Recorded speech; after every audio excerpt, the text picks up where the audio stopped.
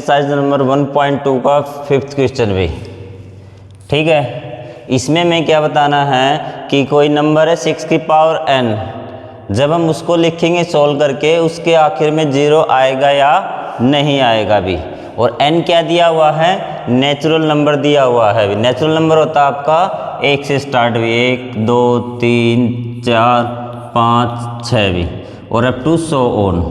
तो क्या पूछा है, 6 की पावर 1, 6 की पावर 2, 6 की पावर 3, मतलब कुछ भी हो सकता है। क्या कोई ऐसी संख्या भी बीच में आएगी, अगर उसको हम सोल्व करें तो लास्ट में क्या आ जाएगा भी, 0 आ जाएगा। ऐसी कोई संख्या है या नहीं भी।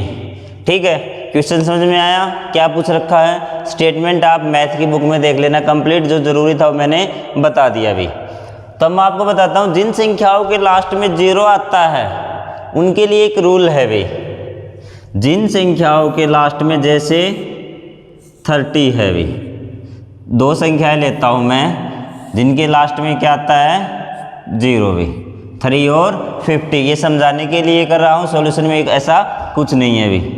2 15 भी, 3 5 जा भी।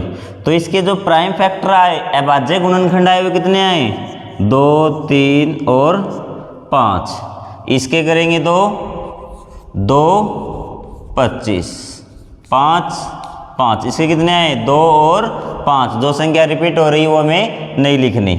एक और ले लेता हूँ भैया मैं आपको, जिस संख्या के लास्ट में 0 है भी, 2 50 2 50 सॉरी 25 और 5 5। इसके आए 2 और 5। इन तीनों में देखो भाई, वे नंबर लिए जिनके लास्ट में क्या आता है 0। तो इन तीनों में देखिए भाई, इसके भी अभाज्य गुणनखंड कितने हैं, 2 और 5 है भी, 2 और 5 है भी, 2 और 5 है भी। इसका मतलब ये संख्याएं 2 और 5 से भाग हो रही हैं भी। 2 और 5 से तो जरूर हो रही हैं, किसी तीसरी संख्या से भी हो सकती हैं भी। ठीक है, तो जो संख्या 2 और 5 से भाग होंगी, जो संख्या 2 और 5 से डिवाइड होंगी, उन संख्याओं के लास्ट में 0 होगा भी। ठीक है, अब देखते हैं हमारे इसमें भी रूल हमें पता लग गया कि वो संख्या के अभाज्य गुणनखंड में 2 संख्याएं होनी चाहिए, एक तो 2 और एक 5। ये 2 तो होनी चाहिए भी। ठीक है, इसके अलावा और भी हो सकती है। ठीक है, अब हम करते हैं, हमारी जो संख्या दी हुई है उसके प्राइम फैक्टर निकालेंगे भी। तो प्राइम फैक्टर निकाले भाई, 6n के भी प्राइम फैक्टर भी, प्राइम फैक्टर भी हिंदी में क्या होगा,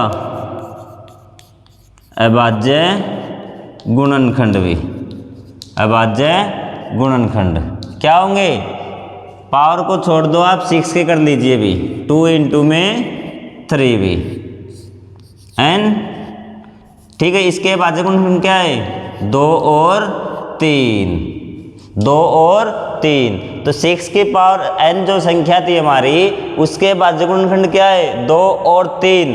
लेकिन हमारा रूल क्या कहता है, अभाज्य गुणनखंड क्या होनी चाहिए, 2 और 5, अगर उस संख्या के लास्ट में 0 है भी। तो क्या इस संख्या के लास्ट में 0 होगा, बिल्कुल नहीं होगा भी, क्योंकि इसके जो अभाज्य गुणनखंड हैं 2 और 3 है, 5 नहीं है। अगर 2 और 3 और 5 होता ना किसी संख्या में, तो वो लास्ट में 0 जरूर होता भी। तो हम स्टेटमेंट क्या लिखेंगे भी, अकॉर्डिंग टू भी, साथ साथ हिंदी बोल रहा हूं मैं, अकॉर्डिंग टू डिविजिबिलिटी रूल भी, अकॉर्डिंग टू डिविजिबिलिटी रूल भी, भाग के नियम अनुसार भी। ठीक है, जो भाग का नियम है उसके अनुसार क्या होगा भी, द नंबर संख्या भी, विच जो भी, the number which ends with 0 भी, एंड्स विद 0 भी। जिस संख्या के अंत में 0 होगी मस्ट बी डिवाइडेड भी, must be divided, must be divided मतलब जरूर भाग जाएगी भी, किससे, 2 and 5, 2 और 5 से तो जरूर भाग जाएगी भी। ठीक है, बट 6 की पावर n, जो 6 की पावर n है, नॉट डिवाइडेड बाय 5। जो 6 की पावर n है वो 5 से भाग नहीं जा रही, सो इसलिए it not and up with 0, इसलिए इसके लास्ट में 0 नहीं आएगा अभी। ठीक है, ये क्वेश्चन हुआ। अब इसकी स्टेटमेंट चेंज करके दे दिया, आपको दे दिया 9nb। ये बताइए क्या इसके लास्ट में 0 आएगी भी? प्रोसेस सेम है, इसके प्राइम फैक्टर निकालेंगे, क्या आएगा 3 इंटू में 3b। तो क्या इसके लास्ट में 0 आएगी? बिल्कुल नहीं आएगी भी। लास्ट में 0 आने के लिए क्या चाहिए? जो प्राइम फैक्टर निकालते हैं उसमें 2 और 5 जरूर होना चाहिए भी। तो यहाँ लिख देंगे कि according to divisibility rule the number which ends with 0 must be divided by 2 and 5, but 9 की power n not divided by 2 and 5 दोनों से नहीं जा रही, so it's not end with 0 भी।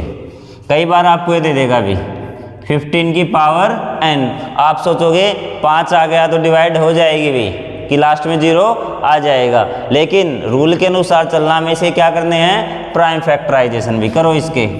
3 इंटू में 5 की पावर n, तो क्या है प्राइम फैक्टर? 3 और 5, 3 और 5, 5 तो आ गया, लेकिन अब की बार क्या मिसिंग है? 2। ठीक है, तो ये लिख देंगे कि भाग नियम के अनुसार भी जो संख्या के आखिर में 0 आएगा वो 2 और 5 से विभाजित होनी चाहिए, लेकिन जो ये संख्या केवल हमारी किससे विभाजित हो रही है? 5 से हो रही है, सो इसके आखिर में 0 नहीं आएगा अभी। तो इस प्रकार की कोई भी स्टेटमेंट चेंज कर सकता है अभी। अगर आपको मेथड पता है तो आराम से सोल्व कर देंगे, कोई नंबर कटने का चांसेज नहीं रहेगा अभी।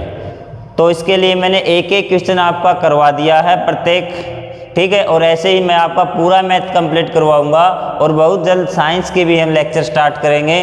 ठीक है, अगर कोई कमी है तो हमें कमेंट बॉक्स में बता दीजिए। अगर आपको कोई कमी नहीं लग रही तो एक लाइक तो बनता है। Thank you very much.